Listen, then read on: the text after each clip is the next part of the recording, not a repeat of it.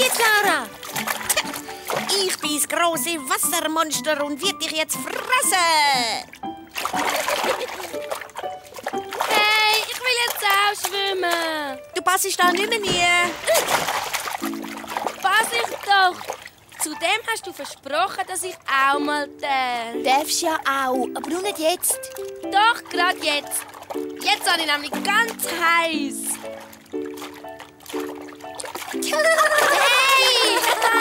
Hey, ihr doofen Wassermonster!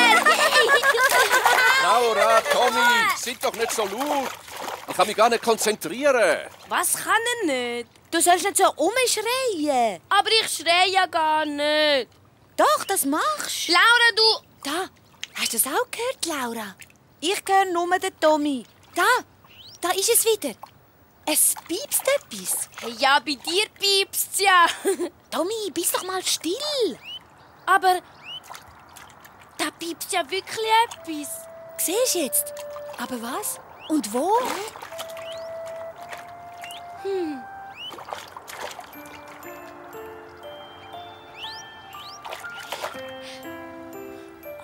Ein Vogelbaby.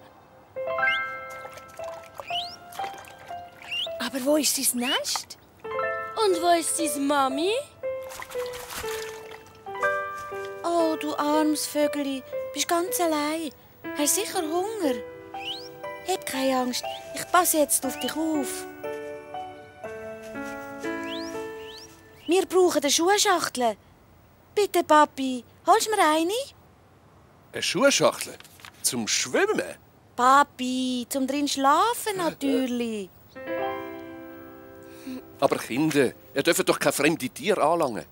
Die können Krankheiten übertragen. Das ist kein fremdes Tier. Das ist das Pipsi. Und es braucht ein Bett. Es wohnt jetzt bei uns. Bei uns hast du es gut, Pipsi. Und wenn du immer schön isst, bist du bald ganz gross und stark. Ein Vogel ist doch kein Haustier, Laura. Er kann krank werden. Vielleicht ist er ja sogar schon krank. Es wird nicht krank, es hat ja jetzt uns. Endlich haben wir auch ein echtes Haustier.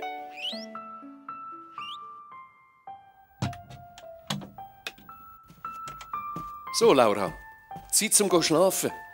Morgen kommt doch das Grossmami. Die wird staunen. Ja, ich freue mich drauf. Wir sehen sie wirklich viel zu selten. Aber mit ihrem Alter... Irgendwie ist es komisch. Du bist ein Papi, du hast selber einen Papi und sogar noch ein Grossi. Da hast du schon recht, Laura. Dass die Väter ein Grossi haben, ist wirklich selten.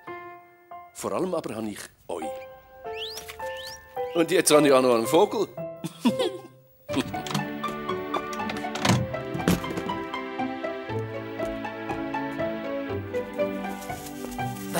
Was machst denn du da? Fürs Piepsi. Oh, da bist du ja, Stern. Schau mal, wer ich da habe. Wir haben es heute gefunden. Das Piepsi bleibt jetzt für immer bei uns. Ist es nicht herzig? Bleib doch noch ein bisschen. Ich kann immer so schön einschlafen, wenn du da bist. Gute Nacht, lieber Stern. Piepsi, es verwacht ja gar nicht mehr. Das Piepsi ist tot. Es ist tot. Ja, Kinder. Leider.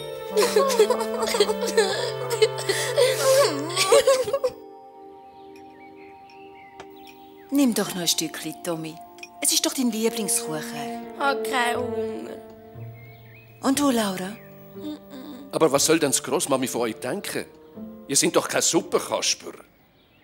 Ich weiss, was wir machen. Wir begraben jetzt euer Piepsi. Was? Aber Grossmami, wir wollen doch Kaffee. Na, Anne. Wie könnt ihr Kinder etwas essen, wenn ihnen doch den Appetit verdirbt? Ich glaube, das Grossmami hat recht. Wir gehen jetzt mit.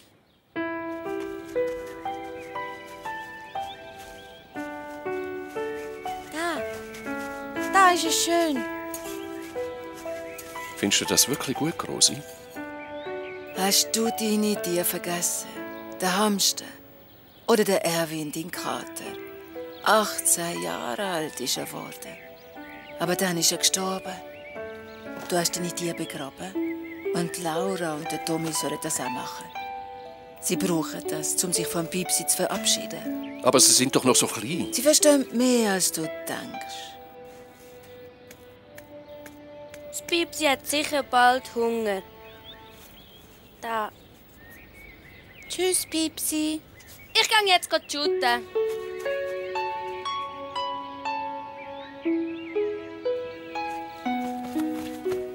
Ist es schlimm, wenn man tot ist? Alles hat einen Anfang und ein Ende. Stell dir einmal eine Blume vor, wie schön die ist.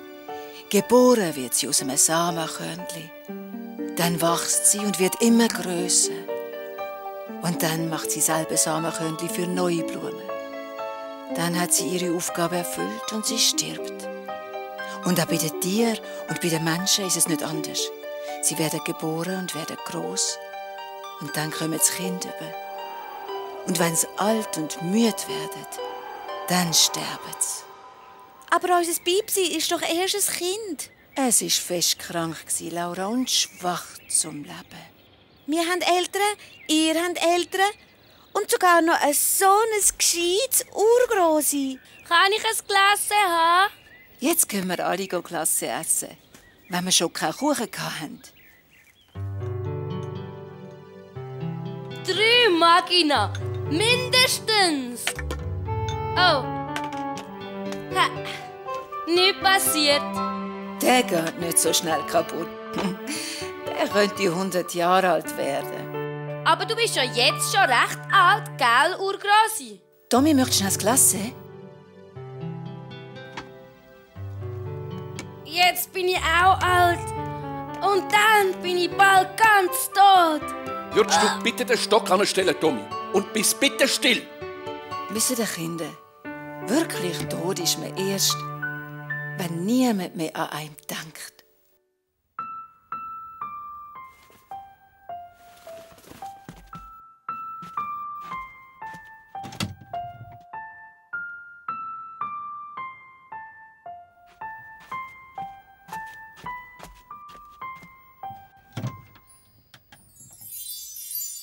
Gut, dass du da bist, Dan. Pass aufs Urgrosi auf. Aber Laura, du solltest doch schon lange schlafen. Darf ich zu dir ins Bett kommen? Komm da an, mein Schatz. Soll ich dir mein Geheimnis verraten? Du darfst mir alles verraten. Ich habe einen Stern. Ganz für mich allein. Und niemand weiss etwas davon. Er hilft mir immer. Und er ist mein bester Freund. Das ist aber ein sehr schönes Geheimnis, Laura. Etwas ganz Besonderes. Und schau dort, die vielen, vielen Sterne. Ich glaube, ich hatte als Kind auch einen Stern. Aber ich habe ihn mit der Zeit vergessen. Und darum habe ich ihn verloren. Ich behalte meinen Stern. Für immer. Hast du ihn gesehen, Urgrosi?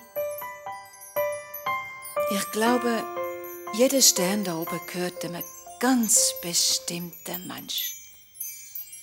Und wenn sein Herz das will, kann er seinen Stern auch sehen. Ich sage meinem Stern, dass er auch für dich soll scheinen. Noch ganz